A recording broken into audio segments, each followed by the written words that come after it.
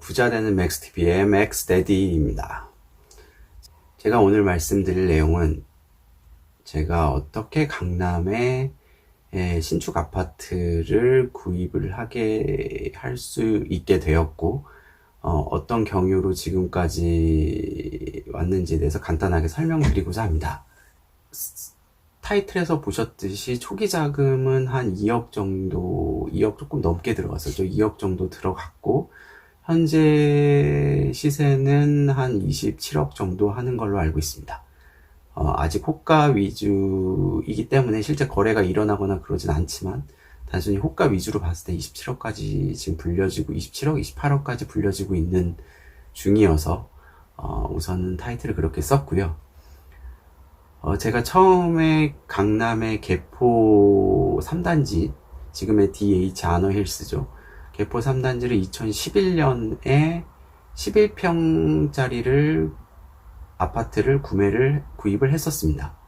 그 당시 때 11평, 13평, 15평 이렇게 세 가지 종류가 있었는데 자금이 그렇게 넉넉한 상황이 아니었고 저희는 거의 몸빵을 하면서 재건축 쓰러져 가는 아파트에서 살아오면서 지금까지 부동산 재테크를 해왔기 때문에 그렇게 여유 자금이 많지가 않았었고 그래서 그 당시 때 한 2억 초반의 자금으로 전세를 끼고 대출을 받고 해서 살 수 있었던 게 11평 정도가 적당한 선이었기 때문에 우선 11평짜리를 구입을 했었습니다. 개포 3단지를 구입을 했던 가장 큰 이유는 요즘도 가장 이슈가 되고 있기는 하지만 강남권인 이유가 가장 큰 이유였고요. 두 번째는 요즘 역시 하이라이트가 되고 있는 숲세권의 아파트라는 점 때문이었습니다.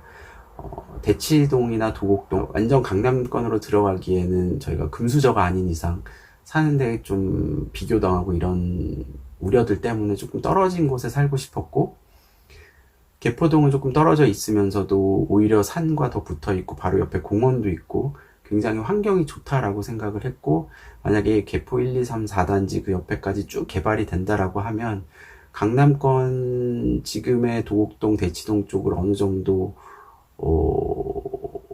리플레이스 할 수 있는, 그러니까 대체할 수 있는 지역이 될 수 있을 거라고 생각을 했기 때문에 개포 3단지를 구입을 하게 됐습니다. 그리고 개포 3단지를 매수했던 또 다른 이유는 개포 단지들 중에서 사업 속도, 재건축 사업 속도가 그 중에 제일 빠른 단지가 2단지와 3단지였습니다. 재건축 투자는 시간과의 싸움이 굉장히 중요하기 때문에 언제 완공이 될 수 있느냐 여부도 굉장히 중요한 투자 요소 중에 하나이기 때문에 2단지, 3단지가 가장 속도가 빨랐었고 그 중에서 3단지를 선택을 하게 되었습니다.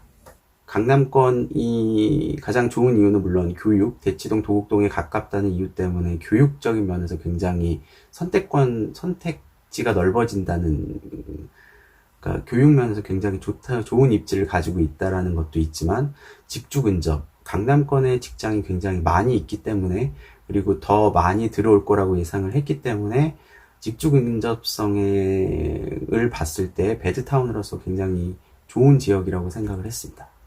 그리고 수서역이 지금은 수서역이 생겼는데 그 당시 때 수서역이 생길 거라는 얘기가 있었고 수서역이 생기면 우리나라의 남쪽으로 가는 여행이나 뭐 출장이나 이런 것들이 다니기 굉장히 쉬울 거라고 생각을 했었고 그래서 교통적인 면에 있어서도 굉장히 메리트가 있다고 봤었습니다.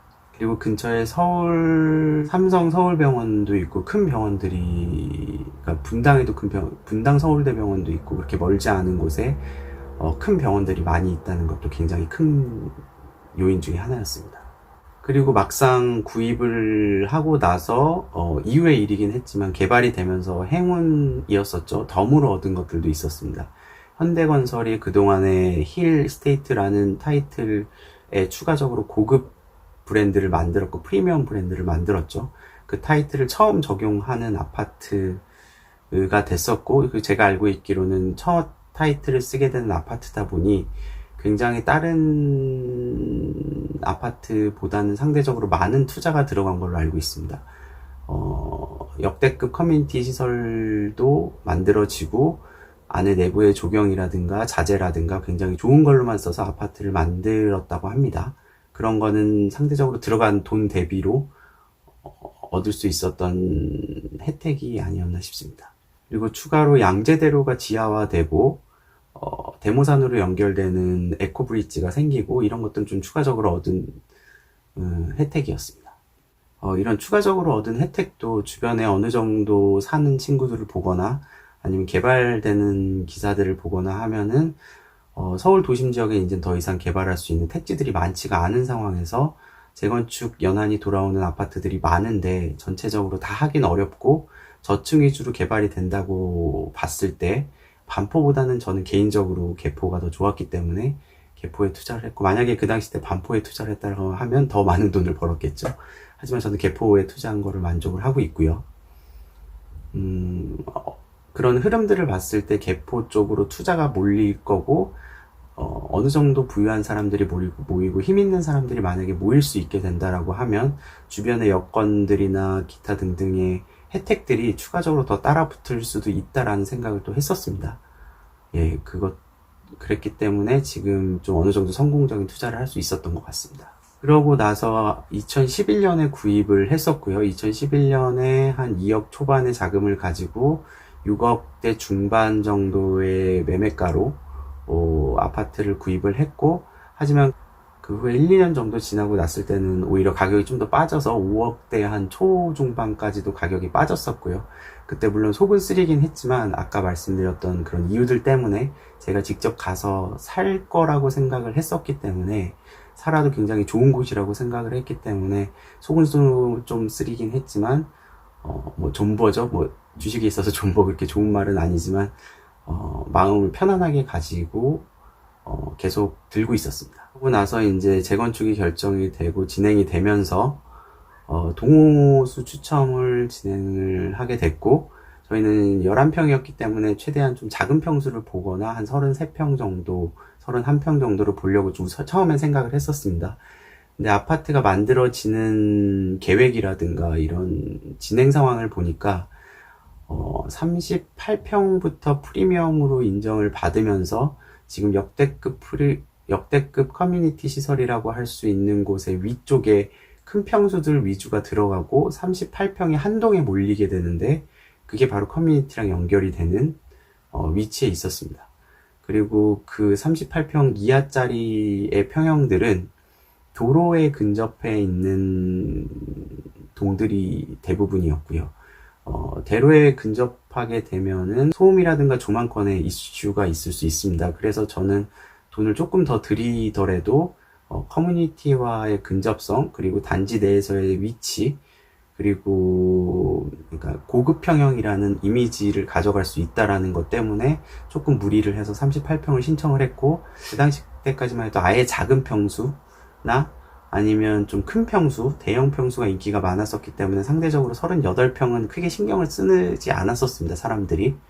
그래서 오히려 미달이 나고 있었던 상황이었었고요. 한두 개 정도, 2개 정도 미달이 났었던 걸로 알고 있고, 저를 포함해서 한두 명이 신청을 해서 추첨제였음에도 불구하고 거의 그냥 받았고 38평은 결정이 됐고, 동호수 추첨에서 좀 운이 많이 좋아서 로열층이라고 할 수 있는 상층부에 추첨을 해서 받을 수 있게 되었습니다. 38평을 신청하게 되면서 추가 분담금은 한 7억 정도가 더 들어갔고요. 2011년에 구입을 하고 나서 와이프랑 저랑 이제 맞벌이를 하면서 열심히 돈을 모았고, 아까 말씀드렸듯이 몸빵으로 재테크를 해와서 거의 쓰러져 가는 데서 많이 살았었기 때문에 자금을 좀 많이 모을 수 있었습니다. 아파트도 그렇고 자동차도 저희가 따로 구입을 하진 않았었고요. 저희 장모님이 타시던 차를 그냥 받아서 탔었고요. 굉장히 오래된 차였었고, 물론 좋은 차긴 하지만 오래된 차를 타서 썼고, 굉장히 돈을 우선 좀 모아야 된다는 생각 때문에 돈을 굉장히 많이 모았었습니다. 상대적으로 맞벌이이고 둘 다 직장도 나름 나쁘지 않은 직장들이었기 때문에. 그래서 지금까지는 큰 무리 없이 진행을 해왔고, 아직 대출이 많이 남긴 했지만 계속 이런 식으로 하면은 감는 데는 크게 무리가 없을 거라고 생각을 합니다. 그래서 부동산 투자를 하시는 분들이 보통은 뭐 부동산이든 주식이든 미인대회라고 많이 얘기를 하죠. 다른 사람들이 좋아하는 것을 사야지 본인이 좋아하는 데는 사봤자 가격이 오르지 않는다 라고 많은 얘기를 합니다. 하지만 저는 부동산은 조금 다르게 생각을 하는 게, 본인이 어느 정도의 중산층, 은수저라고 할 수 있는 부류의 사람들이라고 한다면 그런 중산층에서 그 상위층인 거죠. 그 사이에 있는 분들이거나 중산층인 분들은 보통 친구들이 그런 부류가 많거나 아니면 조금 더 잘 사는 친구들도 있고, 그 성향들 자체가 대충 비슷하다고 보셔도 됩니다. 본인이 어디 가서 살고 싶다라고 하는 곳이 있다라고 하면 그곳이 다음에 좀 더 가격이 오를 수 있는 여지가 많이 있다라고 저는 생각을 합니다. 그래서 뭐 미인대회라는 말이 맞는 말이긴 하지만, 그것도 고려를 하면서 본인이 여기에 만약에 산다고 생각을 했었을 때 앞으로 미래에 어떤 형태가 되겠구나라는 걸 생각을 해보면 본인들이 부동산을 투자를 할 때 좀 도움이 되지 않을까 싶습니다. 단순히 뭐 기획부동산이 기획부동산이라고 얘기를 하지는 않죠. 부동산 강의라든가 부동산 유행하는 책들이라든가 뭐 어디 콕콕 찝어주는 부동산 영상이라든가 이런 것들을 보면서 우르르 몰려다니면서 투자하는 거는 낭패를 보기 쉽습니다. 최근에 1, 2년 동안 그런 부동산 강의, 부동산 책 이런 게 굉장히 많았었고, 그런 책들을 보고 투자를 하면서 낭패를 보시는 분들이 좀 많이 있는 걸로 알고 있습니다. 최근에 다시 조금 반등을 해서 기대감이 생기고 있지만, 저는 개인적으로는 뷰가 부동산은 지금은 투자할 시기가 아니라고 보기 때문에, 그분들은 뭐 강의를 하고 책을 쓰시는 분들은 그런 류의 강의나 책을 쓰셔야지 돈을 벌 수 있으신 분들이시니까 그런 식으로 진행을 하는 거라고 저는 보고요.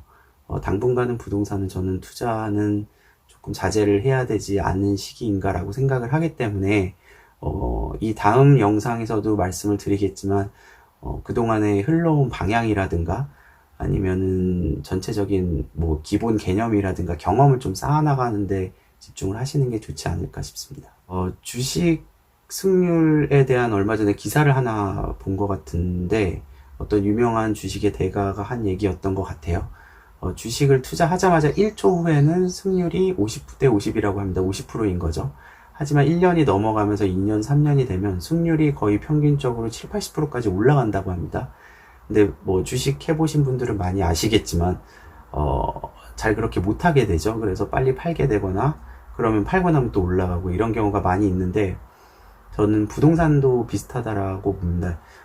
그 당시 때 흐름을 따라서 단순하게 쫓아가면서 투자한다기보다는 좀 긴 시간을 가지고 그 긴 호흡을 가지고 투자를 하면은 실패 확률을 굉장히 낮출 수 있다라고 보고, 특히 부동산은 큰 돈이 들어가는 만큼 하방 리스크, 가격이 빠질 리스크를 좀 더 고려를 하고 투자를 하셔야 성공할 수 있는 여지가 많이 있다라고 생각을 하기 때문에, 이런 점을 좀 염두를 해주시고 조금 공부를 하시면서 투자를 하셨으면 좋을 것 같습니다.